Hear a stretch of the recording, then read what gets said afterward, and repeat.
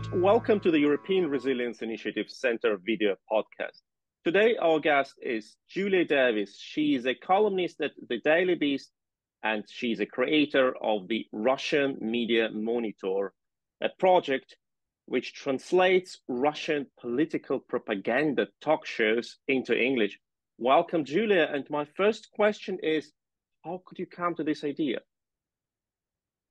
Hi, it's so good to be here with you, and thank you for featuring Russian Media Monitor. I think it's an important project, and the time it came to me was when Ukraine had the Revolution of Dignity, and subsequently Putin annexed Crimea. And when I was seeing the coverage in the English-speaking media, I noticed that they were uncritically repeating some of the Russian state media's talking points because they didn't realize what the Russian state media stands for, how much they lie, how brazen they are about it. And they were just assuming that it's basically the same as ours, that they have a system that double checks their facts, that they have some journalistic integrity. But of course, as we know, that's not the way it is at all. So from that point on, I started to, every time I would come up on some outrageous lie told by the Russian state media or spread by their troll factories, any number of those things, I would start debunking that in English. So that way people here would start seeing that the Russian state media lies, that all of the pretexts that they're presenting for launching this annexation and attacking Ukraine were totally false, and their narratives as a whole about the so-called separatists and all the different tales that they were telling, that they were simply made up. And as time went on, there were more and more of these examples, to the point that I started collecting them by the hundreds and do different installations of 100 lies in each. And then I started writing articles about that, and the Daily Beast got me on board, where I did more detailed analysis and reporting on what the Russian media was saying and what that actually meant in the real world, and exposing Western audiences to what the Russian state media really is like, because their only example was RT, and they blindly believed RT because they would take up the cases of the outsiders, that of different cases where people would rebel against the government and make them think that they are trying to do this because of the freedom of speech, but in reality they were just cultivating a receptive audience. So it's become my mission to expose their propaganda and to show what they really say and how they really feel, which is what you can only see on their Russian-speaking domestic programming. Wow, that is a huge field for work. And you have already mentioned a number of topics which are of extremely important. Like, can we take the statements of the Russian media or Russian officials as we take them from our media and just quote them, or can we not? And what is about the Russian domestic propaganda, and how our domestic societies are unprepared for the level of lie and absolute, like, shameless approach to propaganda we face in Russia, and also like what RT and other propaganda channels do with our domestic agenda when they try to intervene. And we will go to all these topics, but before we do it, don't forget to subscribe to this channel. Don't forget to like, to share, and please watch Julia's project, the Russian Media Monitor. It is absolutely must see. You will dive into the Russian propaganda TV shows with English subtitles, with English translation, and you will never be the same person after you have watched what the Russians consume every day on their own TV. So, Julia, when you first started to watch Russian propaganda shows, like Russian talk shows, how they call them, what was your first impression? My first impression was that it was more like an amateur blogger hour, there were no standards as far as telling the truth. Even if they lied and they were caught in the lie, they never corrected it, or very rarely corrected it. And they were also spreading a completely genocidal message about Ukrainians in the run-up to this invasion, which for 8 years after the Revolution of Dignity, they constantly talked about invading Ukraine. And I've written articles about that as well, and people said, well, they're just talking. Unfortunately, they're never just talking. They're there to convey the messages of the Russian government, laying the groundwork for what they want the people to be prepared for, so that when it happens, they have no questions, because they've already been told for years that it's coming and this is why.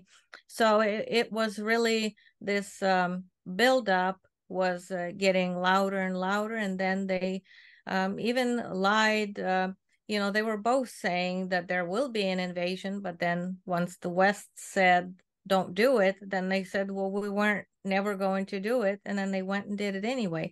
They don't respect their audience. That's one thing that is completely shocking. They have zero respect for them, so they will tell them contradictory stories from day to day and expect them to believe it every single time and not remember what they just lied to them about the day before. So it is a striking difference. And also the language that they use, how open they are in their hatred towards Ukrainians, towards Westerners as a whole, the level of malice in wishing the Europeans to freeze, for example, other countries to starve, the United States to crash and burn.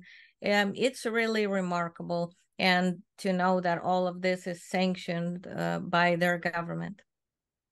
Uh, it is exactly, it's astonishing. It's exactly what was like my experience when I came to Russia in 2014, and I switched TV, and after an hour of evening news, and they really had these 2 hours news shows or propaganda shows every day, every evening, and I was so brainwashed after that, and I thought like if you didn't know that this is propaganda and this is the lie, if you have been a Russian, having this every day, like every single day, crying for a war, urging to attack the West, you would start to believe it after some point. And that is what you mentioned. It is exactly the problem, that it was told very clearly. It was hiding on the in the plain sight, but nobody in the West believed that it was for serious. Why did it happen? Well, the West is inclined to assume that everyone is like us and try to convey everything in comfortable terms, that where the media is just considered the media and they just repeat it to cover both sides of the story. Whereas with them, you always have to dive much deeper, and if they're lying, just openly say that they're lying. We encounter this in some of our domestic politics as well, where they will quote people that are lying without clarifying that they're simply lying. So it is a major problem in that sense. And also not realizing that despite their narrative, for example, that this invasion was because of NATO, if you listen to them in their own words, their state Duma members, government officials, say on state television they want to destroy the Ukrainian nation. And they're quite open about being willing to kill many, many Ukrainians. Some of them have voiced even a specific number. Alexei Zhuravlyov, who is a state Duma member, specifically said that approximately 2 million Ukrainians would have to die, and the rest could be brainwashed and would learn to live under Russia. He And said it on TV show, right? yes, he did. He did. And that's one of the clips that I put out through the Russian media monitor. And there, of course, have been many others that are saying the same exact things. And yet, for the West, for some, it's easier to just say, oh, it's because of the NATO expansion.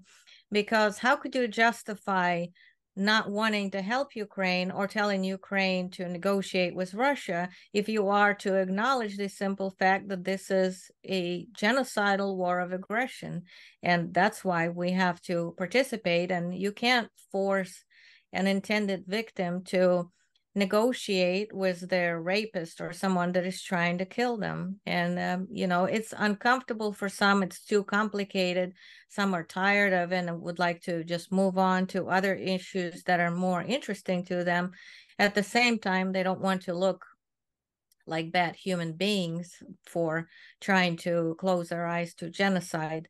So they prefer to shy away from that and not delve into it and present that it's not really happening.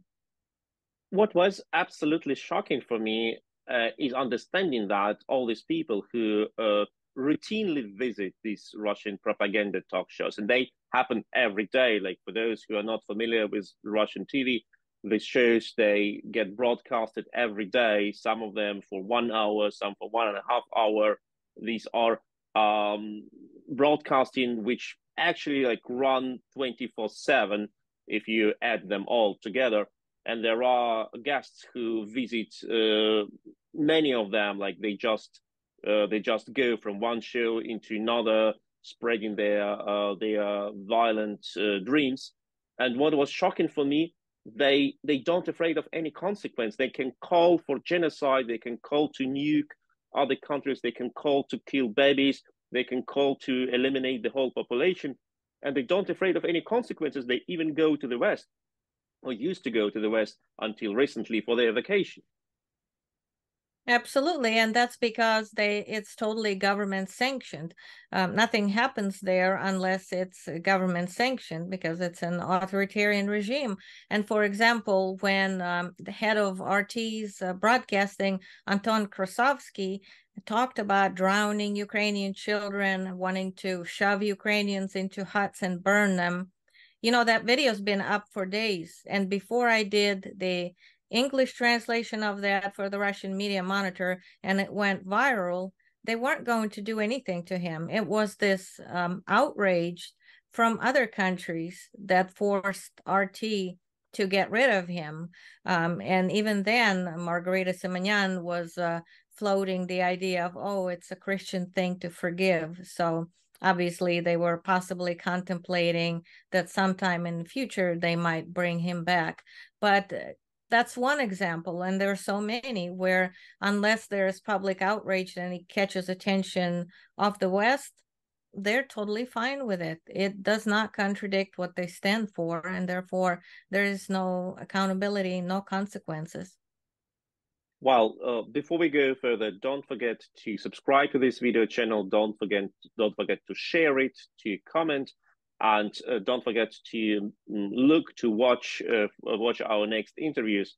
There are a lot of amazing stories waiting for you from the Central Europe, from Ukraine, and also Russia-related stories, of course. Julia, tell us, as long as these people are these propagandists, they of course they don't afraid of any consequences in Russia because they're doing what Kremlin tells them to do. But what about the West? Like many of these people until recently enjoyed their double life. They worked in Russia, but they spent their vacations in the West. Some of them, like Solovyov, constantly lived in the West, just coming to Moscow to record his propaganda shows, and then he returned to his villa in Italy. How could the West tolerate this propaganda for so long? Why? There again, because here in the West, we have the freedom of the press, and by continuing to consider these people as just run-of-the-mill journalists, that's where the mistake is, because they are propagandists of a genocidal regime that should stand trial at some point in The Hague for their actions, like other propagandists of regimes that committed mass atrocities. And that's where the difference should come in. But unfortunately, they're still considered legitimate media figures, and Western governments are afraid to step over that line and look like they're cracking down on freedom of the press, which that's the line that they're not willing to thread just yet. So some of the journalists that they did sanction, it was for other reasons, like, for example, them also having a government position. But for now, they have been unwilling. But with Putin having an ICC warrant for his arrest, it's time that his propagandists be considered in the same category, and all of those that have actively prompted and promoted this genocidal war, that are urging for more atrocities and more hostilities, they need to be considered in that category. And I'm certainly working towards memorializing what they're doing so that the evidence is right there in their own words. And at some point in the future, I believe will become handy to the prosecutors that will finally evaluate their actions in that context. That is exactly what I wanted to ask you further. As we know, Vladimir Putin and his so-called children's ombudsman, Maria Lvova-Belova, she like they got these arrest warrants because they were stupid enough to tell all what they did on TV. Like they were meeting in Kremlin, and Putin ordered her to kidnap children, deport them, and she reported him on what she was doing. So that was the basic for the arrest warrant. But as you already said, like your recordings and your translations of the Russian propaganda shows can be used also as evidences for other crimes, right? Absolutely. And I think they should be. It was a great honor when Professor Timothy Snyder referred to my research and my videos in the UN hearing when the Russian ambassador Nebenza claimed and just outright lied that there are no calls for genocide on Russian state television, which is of course a total lie. This is happening on an almost daily basis. And as far as them kidnapping Ukrainian children, they're even talking about that. Putin's propagandists were outright talking about Russia's demographic problems and how great it is that now they're getting all of these millions of people for free. And they were especially excited about the children that are pliable and could be brainwashed up to a certain age, and also about people of a working age that they could use for their labor. So it's completely sinister. It's completely out there in the open, and there's only a matter of time before these people have to be held accountable by the free world. That is really terrifying things you're talking about. Even for those who are familiar with the topic, these things are terrifying.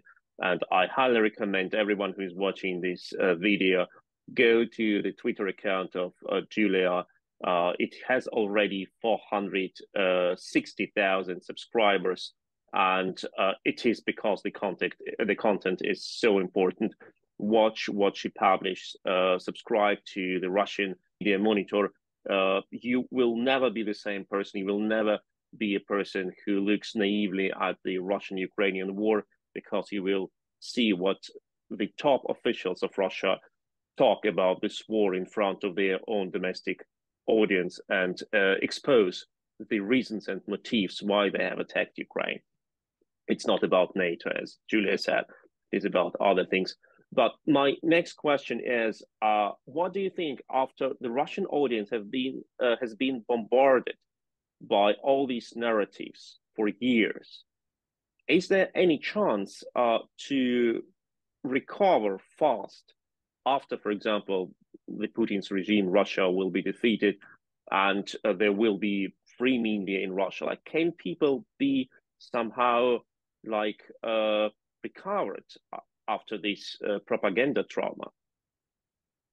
It will be difficult with some, but I think that in general, there is some hope there. Russian propagandists themselves acknowledge this problem, that mainly the audiences over the age of 40 are the ones that are locked into their TVs and use them as their sole source of the information. And people that are under 40 tend to also use VPNs, and they have access to Western media outlets, and they are not as convinced as the older population. So they repeatedly acknowledge that.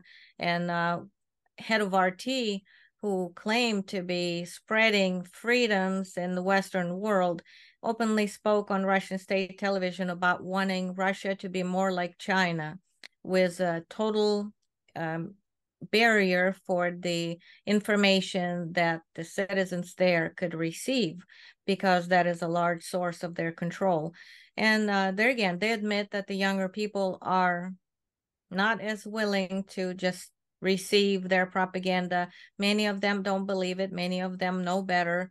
They can't speak up because it is an authoritarian regime, and that would be just basically a recipe for getting killed or imprisoned. But there is a large segment of the population that is definitely, already aware of what's truly happening and would be eager to have the situation change. And then the older population is very brainwashed, but the same TV that told them lies before could tell them the truth, and some of them will understand it and receive it. And of course, no one can ever hope for 100% of the educated population that understands everything, but with time, it's certainly possible.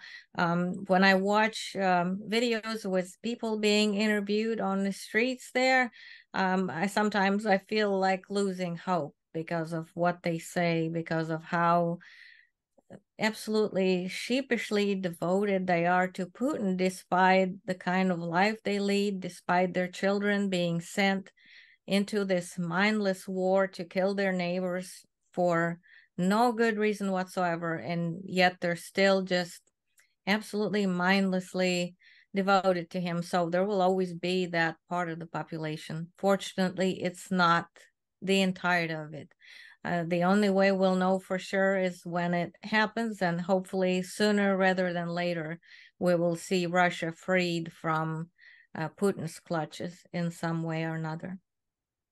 But that is indeed, like, there is a hope that people, as soon as this TV propaganda will be over, that people can start to recover. But some experts say that the main negative consequence of this level of uh, incredibly brutal propaganda is not that many people start to believe and to lie, but many people who, as you said, understand that the TV tells them lie, they start to live in a world where they believe there is no truth.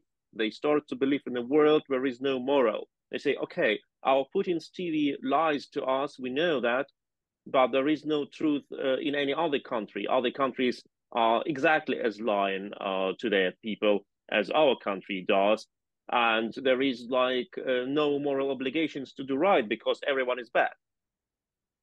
That is a great topic that you raised, Sergey, and I've often thought about it and spoke about it as well.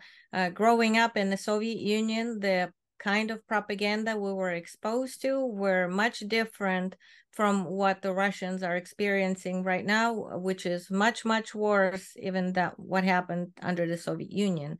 In the USSR, we were told that the truth is only in our media, and in the West, everyone lies. But in Russia, one of the things they say when they're caught in their countless lies is they say, well, everybody lies, and it's all propaganda. So if you are a true patriot, then why would you believe the enemy's propaganda instead of our own propaganda?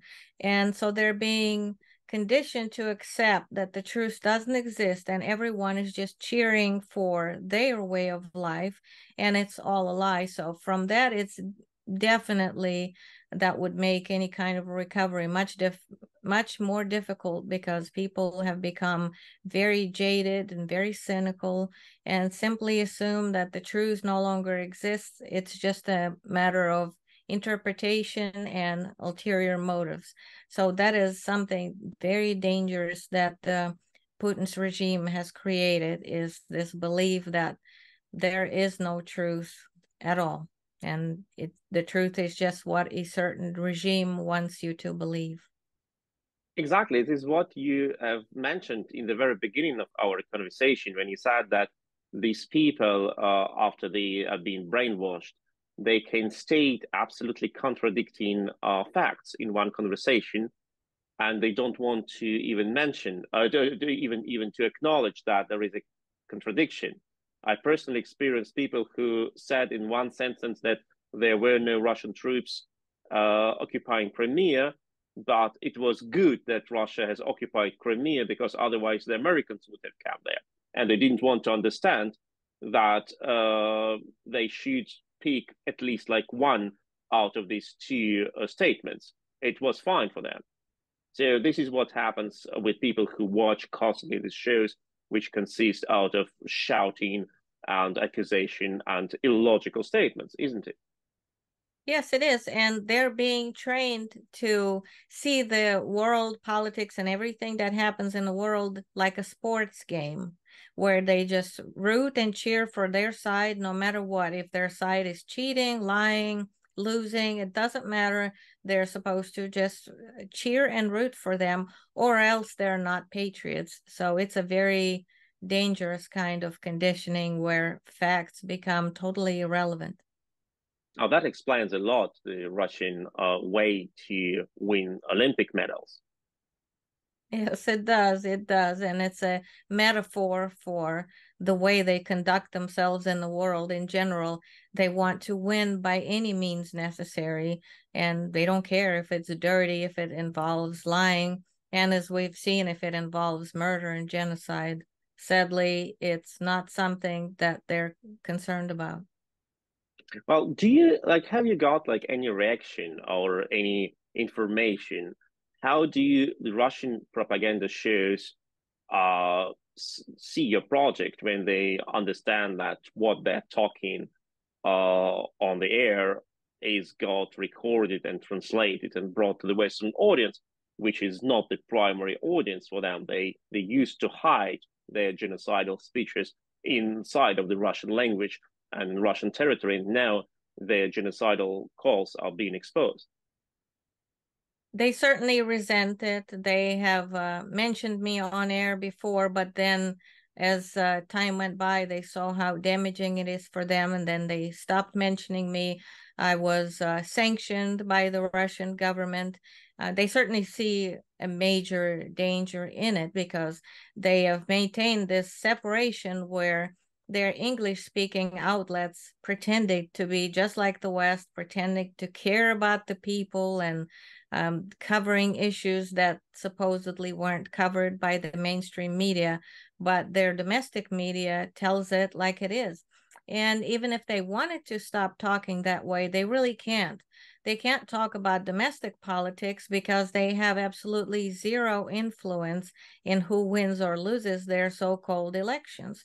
It's always Putin and Putin's people. They win no matter what. So they really can't talk about what's happening in Russia, not to any large extent, because it doesn't depend on them. They can't affect it, but it thrills them to talk about affecting global politics and attacking Ukraine and how subservient and substandard everyone and everything is compared to them.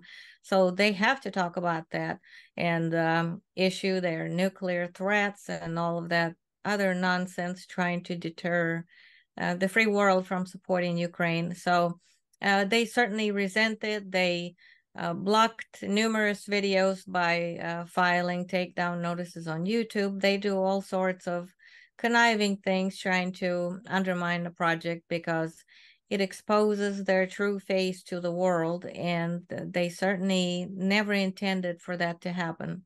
So they definitely don't like it and are fighting against it. That is a very important aspect you have mentioned now, the focus of the Russian propaganda on the foreign affairs, on the situation in other countries. And indeed, like if you watch the Russian daily news, you will see that 60, 70, maybe 80% of the content is about the foreign countries, and the rest, like 20%, is maybe about how Vladimir Putin visited another factory which he opened, and which is of course better than any Western factory. So this is what you don't have either in Germany or in the US, where media are mostly focused on the domestic affairs, but in Russia it's all about like how terrible is the life in Ukraine, how stupid is the American president, and how weak is Germany. Is it some sort of like inferiority complex to try to prove themselves, constantly comparing with the foreign country? Yes, it certainly is. They're constantly trying to make it seem like everything in Russia is so much better than everywhere else. And they spend large portions of their shows showing some cases, which sometimes could be some completely isolated instances, and really talking about how everything is wrong in the West and how lucky they are to live in Russia. And of course, they can't really showcase what's happening in Russia because outside of the big cities, people live in poverty. They barely have any decent roads. They have plenty of gas, but a lot of them don't have gas that is powering their homes. They don't have proper indoor plumbing, and it's a disaster. And instead of developing their own lands and their own homes in these different regions, they want to go and grab their neighbors and try to justify it.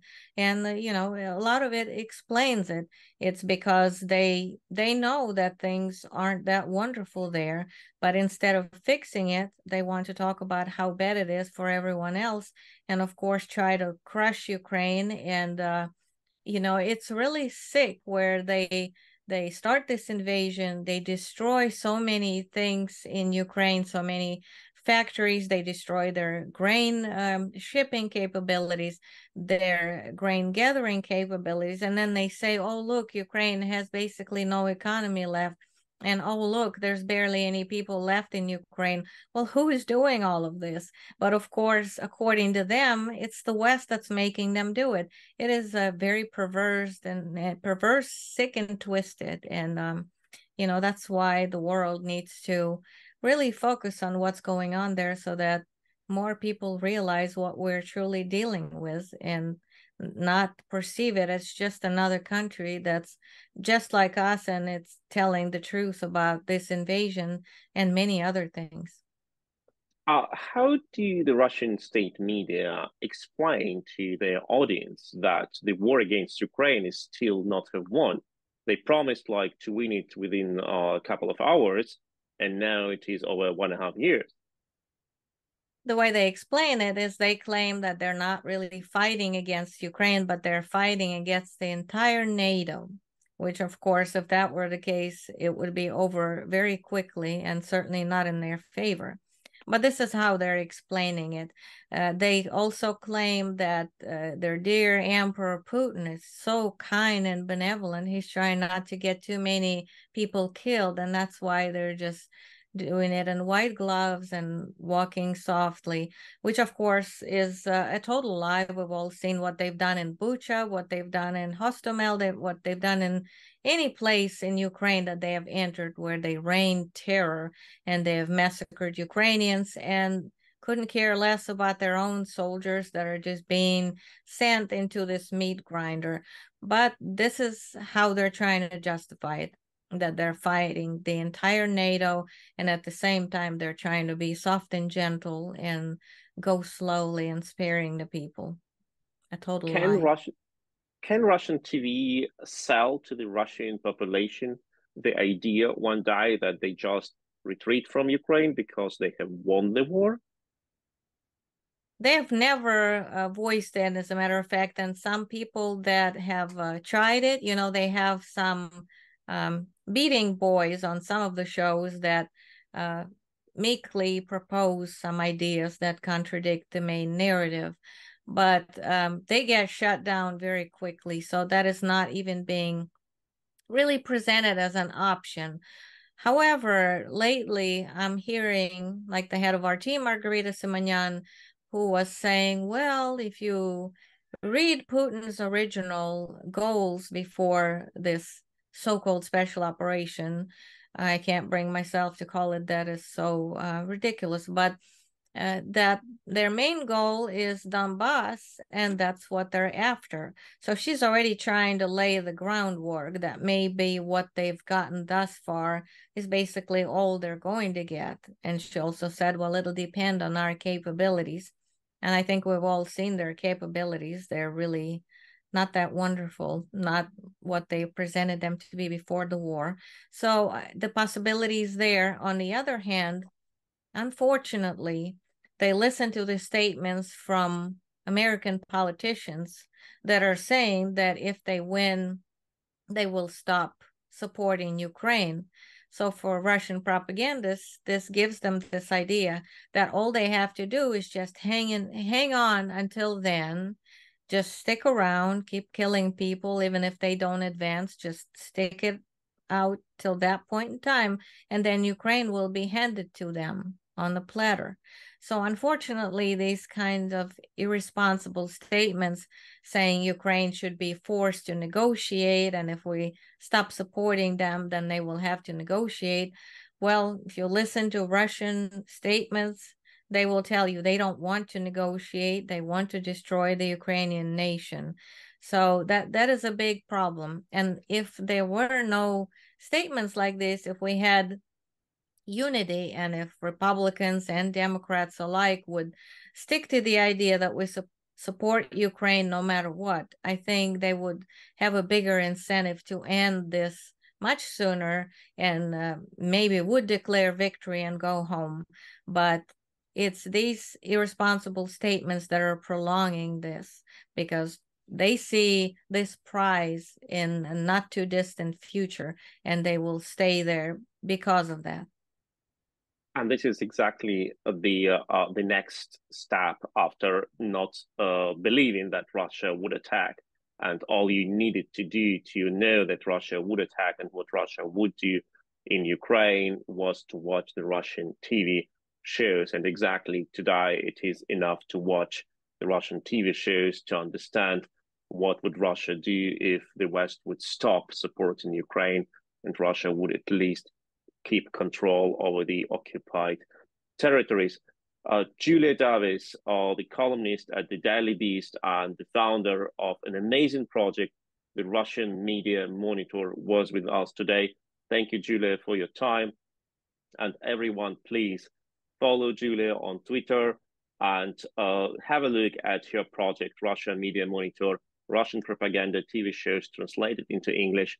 You will have unbelievable insight in what is going on in the heads of the Russian audience and what narratives are dominating inside of the Russian society. You will never look at the war between Russia and Ukraine with the same eyes after you have watched this the Russian Media Monitor. Highly recommended. Thank you, Julia. Don't forget Thank you to so much. subscribe. Thank you. Don't forget to subscribe to Julia, Twitter, to our YouTube channel. Thank you once again, and have a great day. My pleasure. You too. Thank you.